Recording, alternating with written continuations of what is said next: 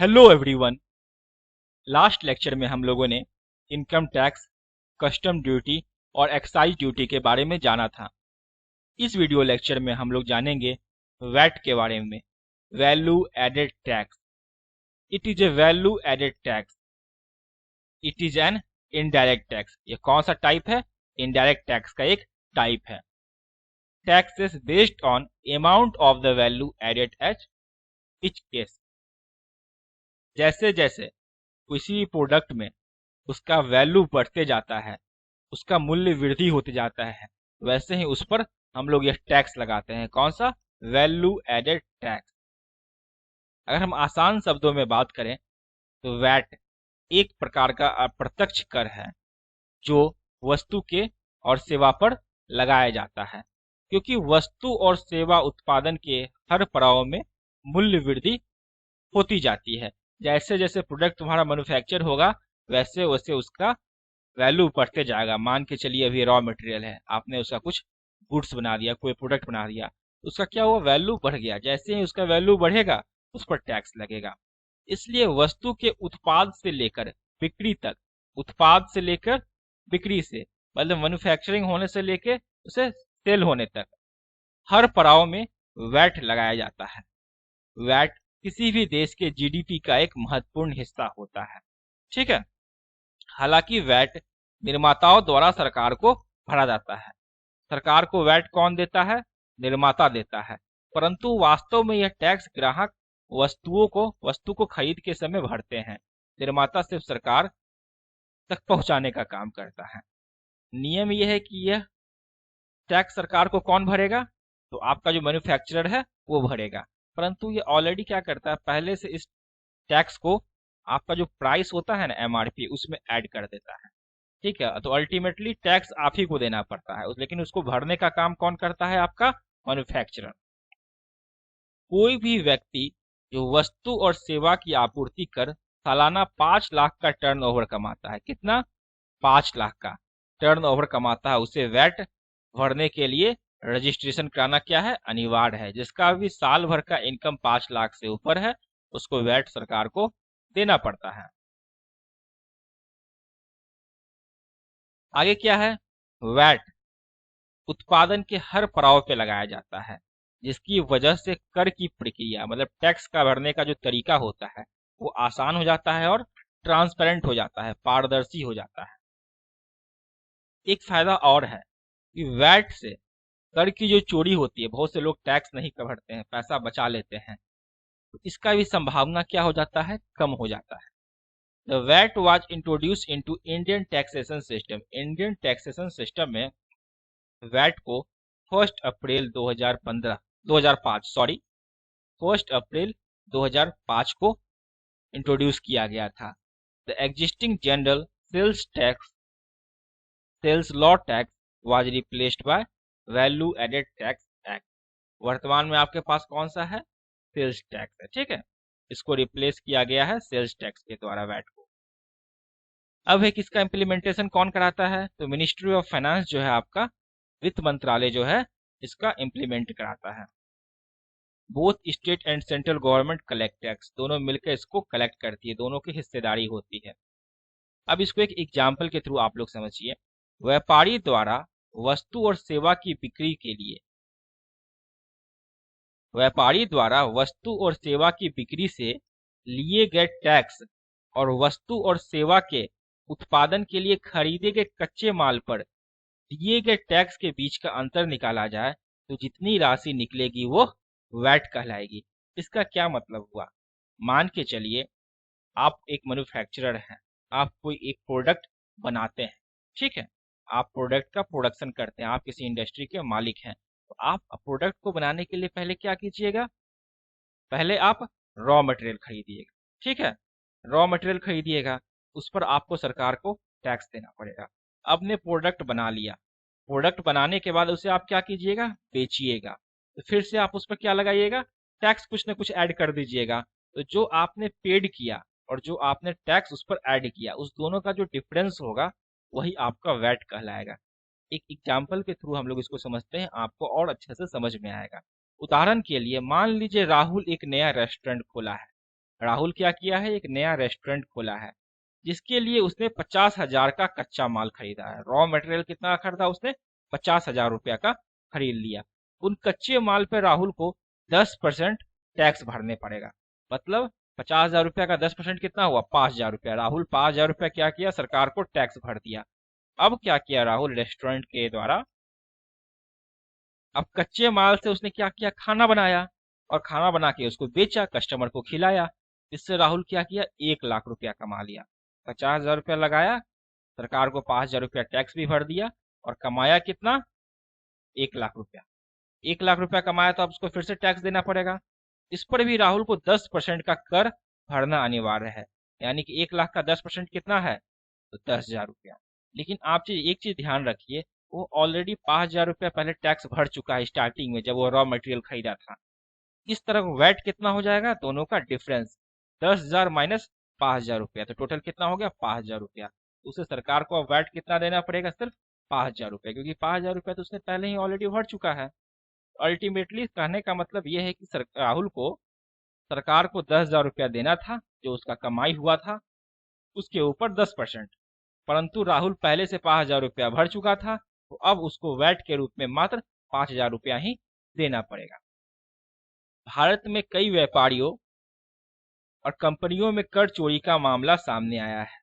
ऐसे में वैट एक ऐसा माध्यम है जो कर लेने और देने की प्रक्रिया को पारदर्शी बनाए रखता है, और कर की चोरी, टैक्स की जो चोरी होती है, उसकी संभावना कम होती है।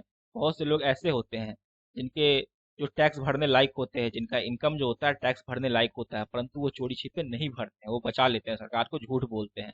तो ये जो हमारा वैट वगैरह है ना, इसमें थोड़ा ट्रांसपेरेंसी लाता है। अब आता है वैट का रेट क्या है। ये समय समय पे चेंज होते रहता है, ये पुराना डाटा है, तो आपको घबराने की जरूरत नहीं है, इसे भी सही माना जाएगा आप लोगों के लेवल पे। 4% for item consisting mainly of raw material used in manufacturing process. अगर आप रॉ मटेरियल खरीदते हैं किसी भी इंडस्ट्री के लिए, तो आपको 4% का वैट देना पड़ेगा। IT product and other common consumption good, ये सारा चीज के ऊपर आपको 4% का देना पड़ेगा कर। मतलब रॉ मटेरियल के ऊपर और आईटी प्रोडक्ट के ऊपर और कॉमन कंजप्शन गुड्स जो होते हैं, इन सब के ऊपर आपको 4% का वैट देना है। कुछ लिस्टेड गुड्स होते हैं जिनका एक लिस्ट सरकार के द्वारा दिया गया है, उस पर आपको 12.5% का वैट देना पड़ेगा। लीकर, शराब के ऊपर कितना है, 20% का वैट आपको देना पड़ेगा। गोल्ड, सोना, चांदी और कोई महंगी वस्तुएं आप खरीदते हैं, ज्वेलरी वगैरह सब, तो आपको 1% वैट भरना पड़ेगा। परंतु अगर आप खाने पीने का सामान खरीदते हैं, दाल खरीदते हैं, दूध खरीदते हैं, सब्जी खरीदते हैं, किताब वगैरह खरीदते हैं, तो आपको कोई वैट नहीं देना पड़ेगा। यह सरकार का नियम है। तो ठीक है, तो हम लोगों ने वैट के बारे में पढ़ लिया। तो नेक्स्ट हमारा क्या है, सर्विस टैक्स। क्वेश्चन है हमारा, एक्सप्लेन सर्विस टैक्स। अगर सर्विस टैक्स की बात करें तो इसका क्या मतलब होता है, हिंदी मतलब क्या होता है इसका, सेवा कर। सेवा कर, ठीक है। It is the tax payable on service provided by service provider. मान के चलिए अगर आपको कोई सर्विस देता है, उसके बदले क्या करेगा, वो उस पर टैक्स लगाएगा। सरकार क्या करेगा, उस पर टैक्स लगाते हैं। एग्जाम्पल के लिए मान के चलिए, आपकी जो टेलीकॉम कंपनी होती है, वो क्या करती है, आपको टेलीफोन सेवाएं देती है, तो सरकार क्या करती है, इस सर्विस के बदले में आप पर टैक्स लगाती है। एक सिंपल सा एग्जाम्पल ले लीजिए, बैंक। आप लोगों ने बहुत सारे फॉर्म भरे होंगे, आप लोग देखते होंगे कि जब फॉर्म भरने का दाम कितना है, आप लोग देखते होंगे 500 रुपया फॉर्म भरने का दाम है। परंतु जब साइबर कैफे में जा करके या ऑनलाइन आप पेमेंट करते हैं, तो देखते हैं कि 500 रुपया के बदला ये 520 रुपया ले लिया, 530 रुपया ले लिया, मतलब 20-30 रुपया एक्स्ट्रा ले लेता है, और बोलता है ये हमारा सर्विस टैक्स। यही सर्विस टैक्स जो है आप लोगों को पढ़ना है, इसी सर्विस टैक्स के बारे में आप लोग को जानना है कि 20-30 रुपया एक्स्ट्रा है वो कहाँ से आता है और कहाँ जाता है। It is an indirect tax. ये कौन सा टैक्स है, इनडायरेक्ट टैक्स। सेवा कर या सर्विस टैक्स भारत में लगाए जाने वाले अप्रत्यक्ष करों में से, अप्रत्यक्ष कर मतलब इनडायरेक्ट टैक्स में से एक है। जैसा कि नाम से ही स्पष्ट है, सेवा कर या सर्विस टैक्स किसी व्यक्ति या कंपनी द्वारा प्रदान की गई सेवा पे लगाया जाता है। आप कोई अगर फैसिलिटी लेते हैं, कोई सर्विस लेते हैं, तो उसमें सर्विस टैक्स लगाया जाएगा। किसी होटल का ही उदाहरण ले लीजिए, आप किसी होटल में जाते हैं, वहाँ आपको अलग अलग तरह की सुविधाएं उपलब्ध कराई जाती है। किसी होटल में जाते हैं तो अलग अलग तरह की सुविधाएं उपलब्ध कराई जाती है जिसके लिए आप पैसे भरते हैं। उसी के साथ कुछ अन्य छोटी मोटी सेवाएं भी आपको प्रदान की जाती है, जैसे रूम सर्विस, कोई और सेवा जिसके लिए आपको कुल खर्च जो होता है उसमें कुछ और राशि जोड़कर देनी पड़ती है, जिसे सेवा कर या सर्विस टैक्स कहते हैं। मान के चलिए आपने बुक किया किसी होटल में, 600 रुपया में एक रूम बुक किया। अब पता चलेगा कि अच्छे आपके रूम सर्विस के लिए आपने कुछ मंगवाया, तो आपको उसके लिए कुछ एक्स्ट्रा चार्ज देना पड़ेगा, उसके सर्विस के लिए कुछ अलग से पैसा देना पड़ेगा। उसी को आप समझ लीजिए कि आप एक सर्विस टैक्स दे रहे हैं। आगे क्या है? Government of India, government of India, Bharat सरकार has introduced the concept of a service tax for the first time in 1994। 1994 ईस्वी में पहली बार सर्विस टैक्स का कंसेप्ट आया। The basic aim has been to increase revenue as service constitute larger proportion in economy of India। Main मकसद यही था कि भाई अधिक से अधिक अपने देश के लिए, सरकार के लिए रेवेन्यू जनरेट करना, क्योंकि सर्विस सेक्टर हमारे जो इंडिया है उसका जो इकोनॉमी है उसमें एक अच्छा खासा रोल प्ले करता है service sector. The person who provide the taxable service on receipt of charges is responsible for paying the service tax to the government. अगर आपसे मान के चलिए आप एक टेलीफोन की सेवा ले रहे हैं, तो आपसे सर्विस टैक्स कौन चार्ज करेगा? Telephone company. उस वो जो आपसे सर्विस टैक्स लिया है वो सरकार को पे करने का रिस्पॉन्सिबिलिटी किसका है? उस टेलीफोन कंपनी का है, आपका नहीं है। आप किसको दीजिएगा? टेलीफोन कंपनी को दीजिएगा, और टेलीफोन कंपनी वो सरकार को पे कर देगी। The service is offered abroad, मतलब विदेशों में, shall not be consider in the service tax, वो सर्विस टैक्स के दायरे में नहीं आता है। The service tax is administrated by the central excise department. आपका जो सेंट्रल एक्साइज डिपार्टमेंट होता है वह इस सर्विस टैक्स का लेखा जोखा रखता है। Service tax number is a 15 digit number which is allotted to the service provider at the time of filling an application for registration of service tax। आपका जो सर्विस टैक्स नंबर होता है 15 digit का एक नंबर होता है, वो किन्हें प्रोवाइड किया जाता है? जो कि आपको सर्विस प्रोवाइड करते हैं। A large portion of GDP, आपके जीडीपी का एक बहुत बड़ा हिस्सा वो कहाँ से आता है? सर्विस टैक्स से आता है। अब देखिए यहाँ कुछ एग्जाम्पल दिए गए हैं कहाँ कहाँ सर्विस टैक्स लगता है। जैसे एडवर्टाइजमेंट एजेंसी, सर्विस टैक्स देना पड़ेगा। टेलीफोन सर्विस के लिए देना पड़ेगा। एयर ट्रैवल एजेंट देना पड़ेगा। रियल इस्टेट में सर्विस टैक्स आपको देना पड़ेगा। Architects, banking and finance services, chartered accountants, broadcasting service, video production agency, courier, photographic agency, security agency, man power equipment, इन सब में आपको क्या देना पड़ेगा? सर्विस टैक्स सरकार को देना पड़ेगा। कहाँ कहाँ सर्विस टैक्स नहीं लगता है?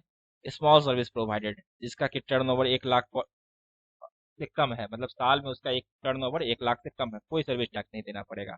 एक्सपोर्ट, अगर आप एक्सपोर्ट करते हैं तब भी आपको सर्विस टैक्स नहीं देना पड़ेगा। सप्लाई टू एससीजेड, एससीजेड का मतलब क्या होता है? Special economic zone. सरकार ने कुछ जगहों को स्पेशल इकोनॉमिक जोन बना रखा है, अगर वहां पे आप सर्विस देते हैं तो आपको सर्विस टैक्स नहीं देना पड़ेगा।